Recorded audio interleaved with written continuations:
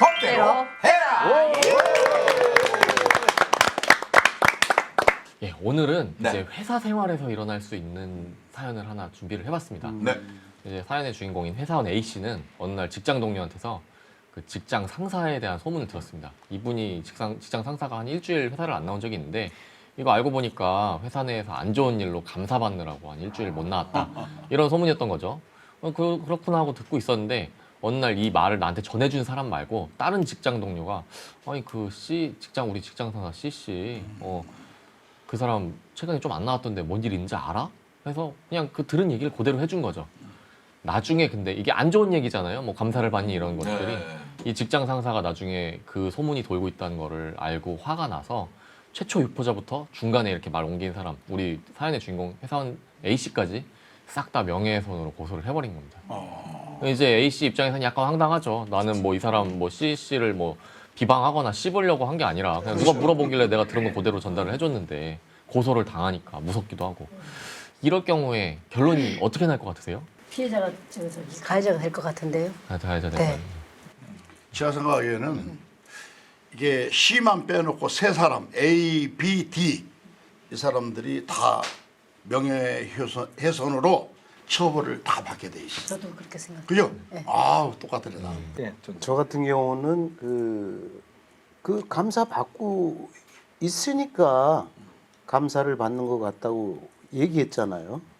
그래서 무슨 그분을 갖다 비방하고 그럴 목적이 아니었고 물어보니까 팩트대로 얘기했다. 있는 사실 그대로 얘기했기 때문에 글쎄요, 그게 법적으로 걸린다 그러면 이 세상에 안 걸릴 법이 어디 있을까요?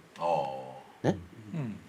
말씀을 해보세요. 근데 감사가 자기가 얘기해놓고 아니었잖아요. 자기가 말씀. 잘못 알고 있었던 거. 아주 좋아요, 오바센스에서 지금. 네. 예, 오바센스에서 그렇게 전달을 했었던 부분이기 때문에 사실과 다른 소문이 나에 대한 소문이 뭐 일파만리 퍼져나간 부분에 대해서 상당히 어이없고 당혹스럽잖아요. 아니 사실과 다른 예. 게 아니고 예.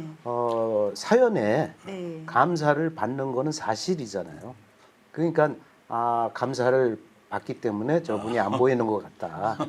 그건 뭐 법하고는 상관없을 것 같아요. 그럼 김판수 변호사님, 그분이 감사를 받은 건 사실이에요? 실제 케이스는 감사를 받은 게 이제 아니었던 거죠. 아니었죠. 거짓말. 네. 그러니까 그 사람이 화를 내고 고소를 하는 거죠. 처벌을 받는다. 근데 거짓말이어도 이게 거짓말로 판명이 났어도 일단은 A와 그 B와 D는 같이 공모를 해서 그 사람의 어떤 명예를 훼손을 시켰잖아요. 이게 법적으로 처벌 받아야 되잖아요. 당연하죠. 그죠? 제가 뭐라 그랬어요? 현장을 많이 가보셨어요. 아니 카메라 돌려보세요.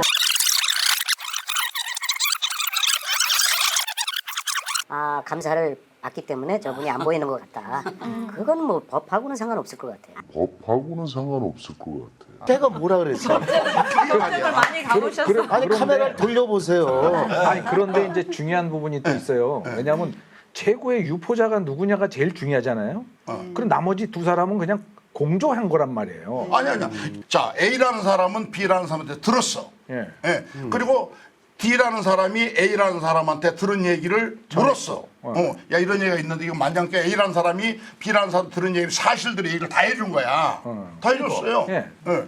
다 해줬기 때문에 나는 C만 빼놓고 본인만 빼놓고 거짓말이든 진실이든 간에 법적인 처벌은 명예훼손으로 나는 처벌의 대상이 되지 않나. 그 제가 말씀드린 게 그거예요. 그래서 우리 다 똑같아요. 제일 먼저 내가 말만 많이 했네요. 제일 먼저 발생을 시킨 사람이 네. 제일 문제지만 네. 요걸 같이 또 동조를 해서 또 같이 합세를 한 사람들 문제가 되겠다. 저는 예. 개인적으로 또 그렇게 생각하지 않아요. 그래요? 왜냐하면 최초의 사람은 예. 제대로 알지 못하고 모함하듯이 그 사람을 하대한 이야기이기 때문에 그 사람은 나쁘게 얘기한. 그렇기 때문에 그 사람은 처벌은 받지만 그 이후에 들어서 전달한 사람들까지는 죄가 없다. 처벌 대상이 아닌 것 아니다. 같아요. 자, 그럼 예. 우리 패널 여러분들의 그 말씀을 종합해 보면은 처음에 없는 얘기를 꺼내서 가짜 뉴스를 만든 그 A라는 그 유포자는 제일 B, 잘못을 B. B는 다 잘못을 한 것이고 예. 그리고 나머지들은 그 들은 얘기를 전달했기 때문에 죄가 크질 않다. 이런 얘기거든요. 당연하죠. 그렇죠. 네. 자, 나는 그렇게 죄가 보면, 크다고 네, 생각해요. 우리 저 변호사님. 이게 제가 오늘 가져온 사례가 다소 극단적인 사례긴 합니다. 이제 이 비방을 당한 CC 같은 경우는 통상 실무적으로는 그 아까 말씀하신 대로 그 최초 유포자를 고소를 많이 하죠.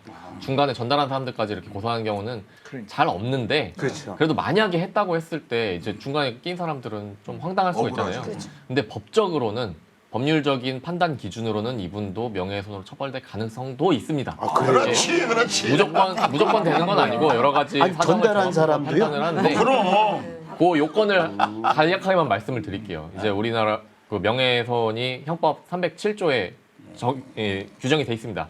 1항은 이제 사실 적시 명예훼손이라고 해서 사실하고 부합하더라도 그게 명예를 훼손할 만한 내용이면은 처벌하도록 돼 있고 2항은 이제 허위 사실 유포하면 더 이제 형량이 세겠죠.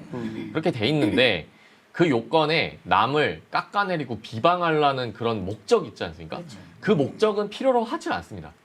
예, 이게 이 내가 말하는 사실이 남의 명예를 깎을 수도 있는 내용이겠다. 요 정도만 이제 인식을 하고 있으면은 이제 고의가 인정이 되는 거고 내가 이거를 이 나쁜 사실을 퍼뜨려서 이 사람 평판을 깎고 비방해야지 이런 적극적인 목적까지는 요하지 않는 거예요. 그러니까 이 중간에 말 옮긴 사람도 누가 봐도 안 좋은 소문이잖아요. 뭐 불륜을 해서 감사를 받고 그거는 이제 남의 명예를 훼손할 수 있을 만한 내용이기 때문에 그 내용을 인식했다면 인정이 되는 거고 굳이 뭐 이 CC를 막 비난하고 이 사람 뭐 불륜범으로 몰아서 회사 나가게 해야지 이런 목적이 없었어도 인정이 됩니다. 그리고 이거를 꼭 내가 막 유포를 하고 다녀야지 되는 것도 아니고 한 사람한테만 옮겨도 내가 이 사람한테 말함으로써 그 사람이 또 딴 사람한테 얘기하고 그런 식으로 전파될 가능성이 있다고 하면은 우리 판례에서는 명예훼손죄를 인정을 하고 있습니다. 야, 그래서 조심해야 되겠네요. 해설죄가 무섭네요. 결론 따지고 보면. 요거를 제가 준비를 한 이유는 여기 오늘 말씀 주신 분들도 그게 뭐 그렇게 큰 문제가 이렇게 생각을 하게 마련이거든요.